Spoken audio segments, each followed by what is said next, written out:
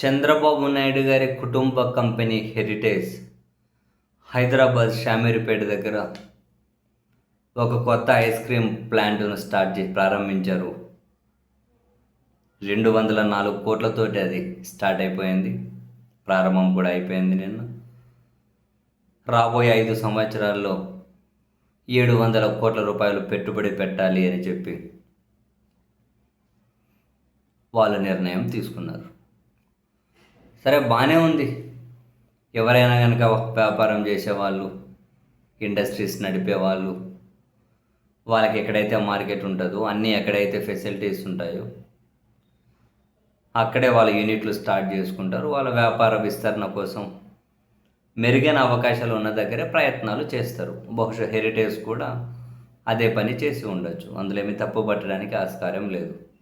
అయితే ప్రస్తుతం ఆంధ్రప్రదేశ్లో అమరావతి చుట్టూ చర్చ జరుగుతూ ఉన్నప్పుడు, అమరావతిలో పరిశ్రమలు, అమరావతిలో డెవలప్మెంటు, దీన్ని మొత్తం దీని అవసరాన్ని అంతా ప్రభుత్వం పెద్దగా చంద్రబాబు నాయుడు గారు లీడ్ చేస్తూ ఉన్నప్పుడు,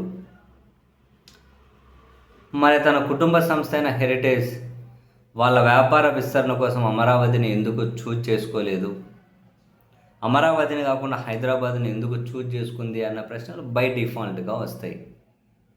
ఇప్పుడు చంద్రబాబు నాయుడు గారి చుట్టూ కూడా అవే విమర్శలు, అండ్ డెఫినెట్లీ కాసింత పొలిటికల్ మసాలా కూడా యాడ్ చేసి రాజకీయ పార్టీలు విమర్శలు ఖచ్చితంగా చేస్తాయి కదా. చంద్రబాబు నాయుడు గారికి అమరావతి మీద ప్రేమ లేదు అని, చంద్రబాబు నాయుడు గారికి హైదరాబాద్లో ప్రేమ ఉంది కాబట్టి అక్కడే వ్యాపార విస్తరణ చేసుకున్నారని, చంద్రబాబు నాయుడు గారికి ఇప్పటికిప్పుడు అమరావతి డెవలప్ అవుతుందని ఆశ లేదు అని రకరకాల విమర్శలు.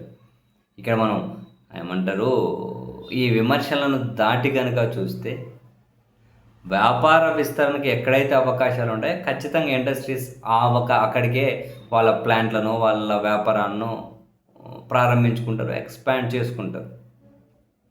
ఇక్కడేమీ హెరిటేజ్ని తప్పు పట్టడాల్సిన అవసరం లేదు. బట్ అమరావతిలో చంద్రబాబు నాయుడు గారి కుటుంబ కంపెనీ కూడా పెట్టకపోతే ఇన్వెస్ట్మెంట్స్ వేరే వాళ్ళకు ఏ విధంగా భరోసా కల్పిస్తారు అన్న ప్రశ్న డెఫినెట్లీ చంద్రబాబు నాయుడు గారికి ముందుకు వస్తుంది, ఆల్రెడీ వచ్చింది. ఇప్పటికీ 14-15లో మొదలెట్టారు. సరే, వీళ్ళ పాయింట్లు, వీళ్ళ వ్యూలో చూసుకుంటే జగన్ గారు అమరావతికి వ్యతిరేకం అంటున్నారు కాబట్టి దాన్ని పక్కన పెడదాం. మరి వీళ్ళ పీరియడ్ 7 సంవత్సరాలు ఉంది. ఇప్పటికి వాళ్ళ సొంత వ్యాపారాన్ని కూడా అక్కడ విస్తరించే ప్లాన్లో భాగం చేసుకోలేకపోవడం, డెఫినెట్లీ చంద్రబాబు నాయుడు గారి ముందుకైతే ప్రశ్నలు రాకుండా ఉండవు కదా, అవే జరుగుతూ ఉంటాయి.